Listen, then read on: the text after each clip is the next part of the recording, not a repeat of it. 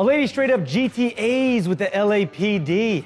A Volvo so excellent, it's called excellence. It'll cost you an exuberant amount of cashish.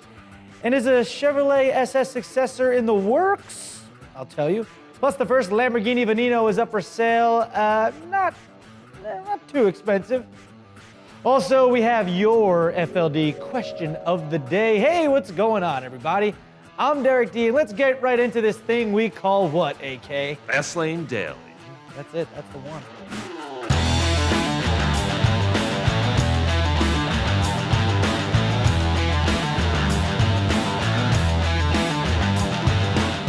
We're gonna kick things off with something comical.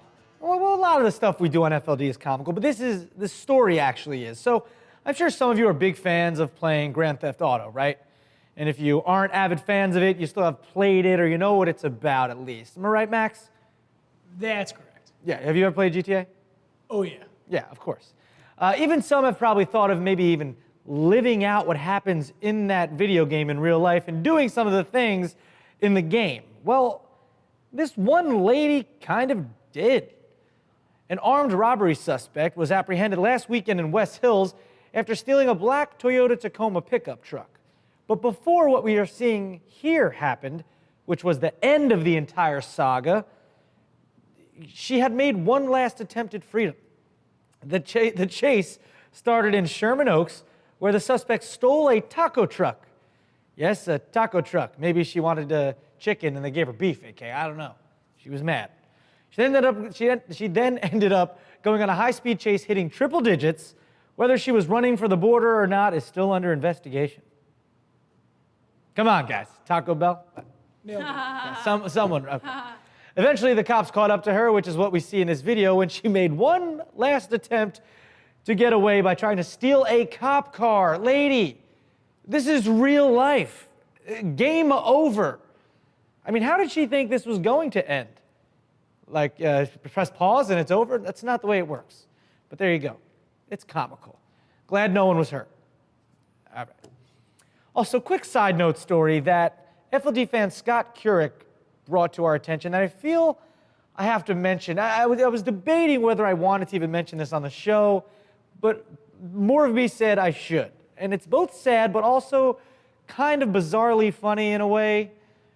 A witness saw a couple in Hackensack, New Jersey, parked having sex in a Chevy Tracker. Yes, that's the funny part. The very sad part is that they were both found dead from carbon monoxide poisoning that leaked in through the vents while this was all happening.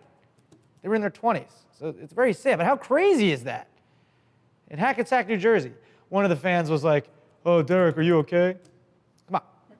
Because I'm from Jersey. No. But anyway, well, yeah. that's what a crazy story. That's Chevy a horrible Tracker. story. They say newer cars, though, even if you had, don't do this, but if you put a hose from the exhaust into it, it's not enough to kill you, enough to make you woozy and stuff, but newer cars are so clean.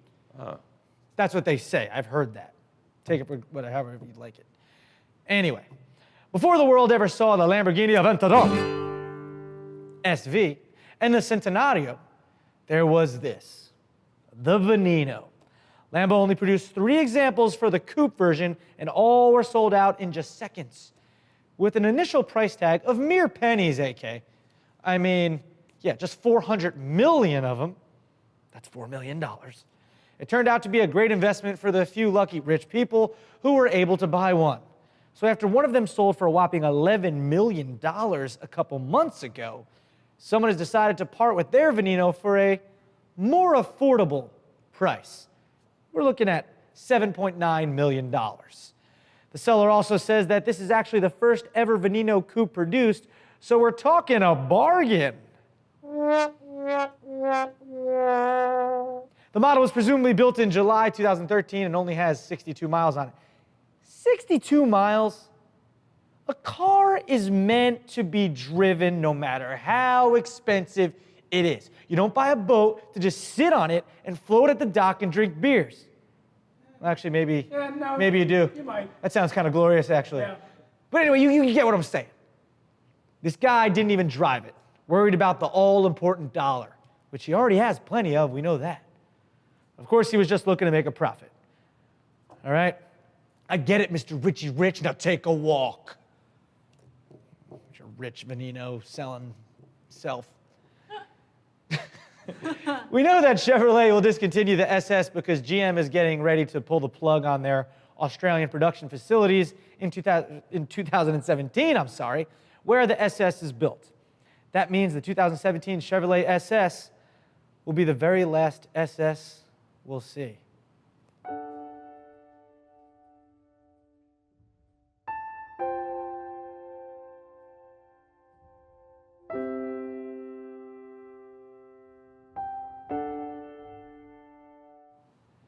Even despite the low sales, the model is very much loved by enthusiasts. But all is not lost because Chevy is considering a successor for the model. According to Camaro's chief engineer, Al Oppenheiser. Say it, AK. Al Oppenheiser. Max, give me one. Al Oppenheiser. Erica. Al Oppenheiser. Tom. Al Oppenheiser. That's a great name to say. He basically said that the SS sells what it's supposed to. But it's a business, folks, and we know decisions have to be made. Either way, he said he's excited about the 2017 model. Well, I mean, what else is he going to say, you know? He's not going to disagree with Chevy's decision. He works for them. But when asked about a successor to the SS, Oppenheiser said, quote, maybe. Well, what if maybe just doesn't cut it for me?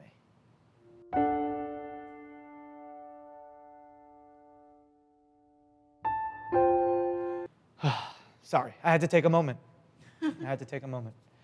Hey, meet the first ever Volvo to cross the six-figure price ceiling, and if you're not convinced of Volvo's luxury credentials yet, maybe the new ultra-luxury Volvo XC90 Excellence will do the trick. Yes, Excellence is its name. What's the price of excellence, you ask? Well, it's $105,895. That's how much it costs. This version replaces the second and third row of seats with recliners offering massages, ventilation, added leg room, and a center console complete with folding tables, a bottle refrigerator, and crystal champagne flutes. You need those crystal champagne flutes, don't you, AK? Luxury. Also has Napa leather, open pore wood, and 20 Bowers and Wilkins speakers embedded throughout the first class cabin. Hey, just screams excellence, doesn't it? Let me tell you something. Screams excellence. Wall of excellence built in the Volvo. Trump. Right, AK? Something like that. All right, time for your FLD question of the day. Who do we have today, Erica? Hey, this is Fernando from Spain. How are you doing, Derek? Hey, Erica. What's up, AK? Hey, what's up, Fernando from Spain? I'm doing well, man. Thank you for asking. Hey, how are you? Yeah. Yeah, thanks. Yeah, he asked AK, Thanks, Erica. yeah. and, We're good. Yeah, we also got Max and Tom here, but Whatever. there you go, yeah. Awesome. So, hey, what can we do for you, Fernando? I feel like I got to do the thing for him. Fernando. There you go. Okay, first of all, I wanted to say that you guys are the best. I'm always watching your episodes while I'm having my fast lane dinner. Okay, whatever. I see what you did there. FLD, fast lane dinner. I got you. All right. So what is your FLD question of the day, man? Getting to the point. Well, actually, I have two questions of the day regarding American and European cars.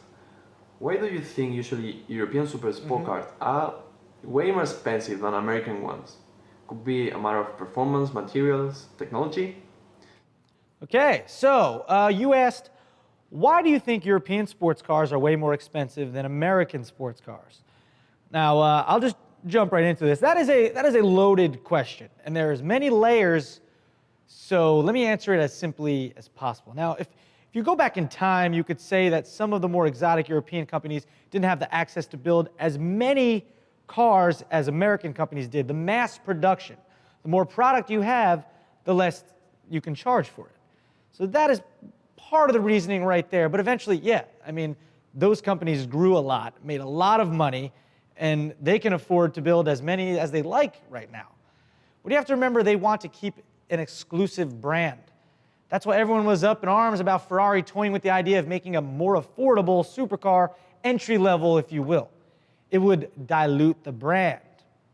Also, let's call a spade here. it's designer label marketing as well. Yeah, sure, you're getting a very good product, and there might be more wood grain and handcrafted materials, infotainment systems, that kind of technology stuff. But why is a Bentley way more money than the Audi chassis it's built on? Yes, I know they are both foreign companies, but I think you get my point. Rolls-Royce Ghost shares the same platform as a BMW 7 Series, but they sure don't share anywhere near the same price tag. Again, I know there's different materials and things like that, but essentially, a lot of times, same engines in those cars as well. VW Touareg and Porsche Cayenne, same chassis, similar. Getting back to American versus European. Honestly, a Corvette Z06 is very comparable technology-wise and engine performance-wise to, say, a Lamborghini Huracan. But the Lambo is going to cost you 3 times as much. Why? Lamborghini. Italian exclusivity. Like I said, there are many ways that this answer can go, but that's my take, and I'm sure commenters will go to town with this, but that's just generalizing what I'm thinking. So there you go. You said you had a second question. What was that? And the second question, would you rather to buy a second-hand European super sport car than a brand new American one? Let's say, for example, Porsche 911 versus Mustang GT350R. Adios. Oh, wow. Quick out. Well, adios, my friend. He was done. He's like, I'm done with you. Adios. He said, would you rather buy a second-hand used European sports car or a brand new American one? Now, you threw out 2 examples. You said a used Porsche 911 or I'm assuming a 911 Turbo or something, or a Mustang GT350R that's brand new. Now, keeping with just your 2 options, now don't get me wrong, I love me some Porsche 911 Turbo. I love me some Porsche 911 anything.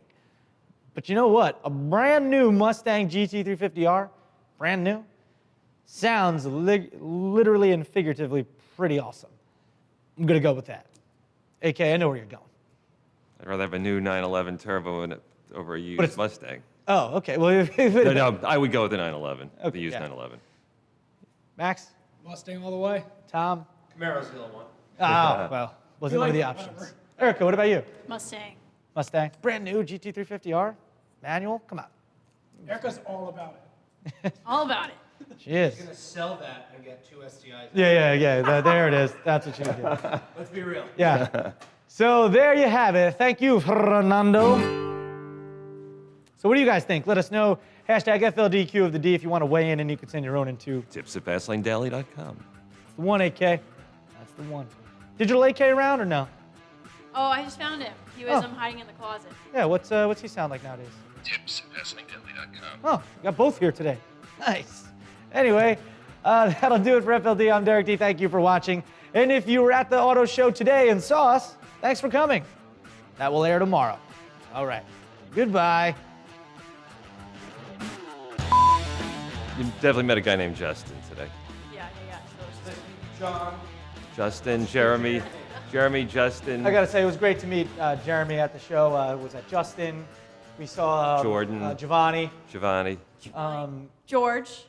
George was there. Debbie. Yeah. We said Debbie. Was Deb? I thought, Debbie was you know really what? happy to see you. I thought that was Deb, but I wasn't sure 'cause I didn't remember her name. She looked great. Yes, we did. She looked Monica. great. Monica was there. Was Chandler? Yeah. The dude from Pennsylvania. Yeah, Chandler was Chandler. there. Yeah. Chandler. And it was Rachel? Rachel. Was it Rachel? She was with her boyfriend, Doug. Rachel. Right? Well, I thought Ross was her boyfriend. I'm not sure because I knew he was there. They broke up. I think it was maybe. Yeah, he tried to get our attention. He was like, Yeah. and I was like, Yeah. I think they're just friends now. yeah, they must just be friends. Maybe they can have a reunion soon. Ow, whatever